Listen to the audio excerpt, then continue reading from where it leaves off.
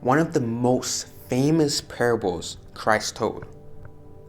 A master has 3 servants, and what he does, he gives 3 different portions of talents to each servant before he goes on what the Bible calls a long journey.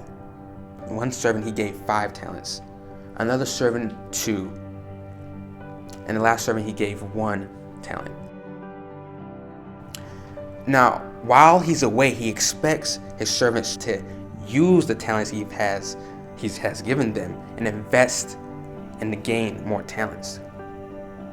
Now, the one with the 5 talents did that and gained 5 more talents. The one with 2 talents invests and gains 2 more talents. But the servant with 1 talent, well, he decides to bury his talent and totally forget what his master had expected of him and decide to live his life the way he wanted to live it.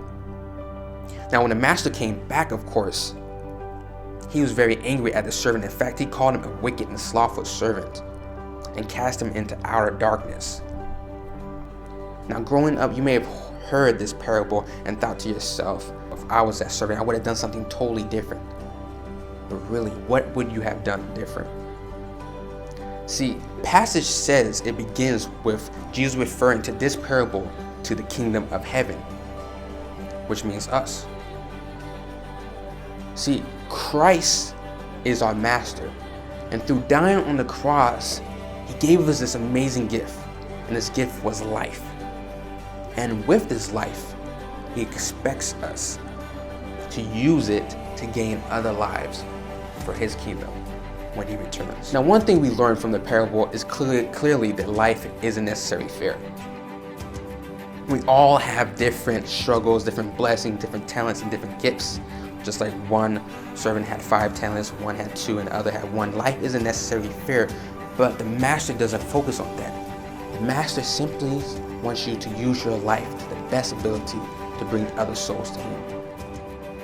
Now, some of us decide to invest in this. Some of us decide to use our lives for Christ and bring other souls to him. But on the other hand, there are some of us that decide to bury our life, bury the gift that Christ has given us, and decide to live as if there is no master, there's no creator. We forget our Lord and master. Just like the 3rd servant. But interestingly enough, the 3rd servant thought he had it all together.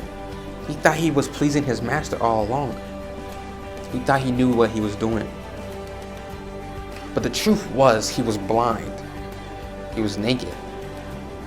He was lukewarm. The truth was, he was Laodicea. And just like this 3rd servant, I feel a lot of God's people can be the same way. Living our lives and putting our priorities over God's and ignoring the gift he's given us. But also, just like the 3rd servant, that master is returning. And when he does, we will all have to give an account of what we have done. So you might ask yourself, how many talents have I gained from my master?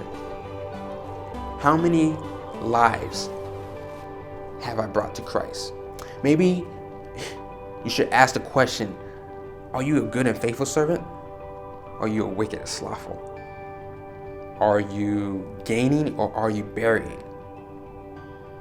Are you remembering your Creator? Or have you forgotten?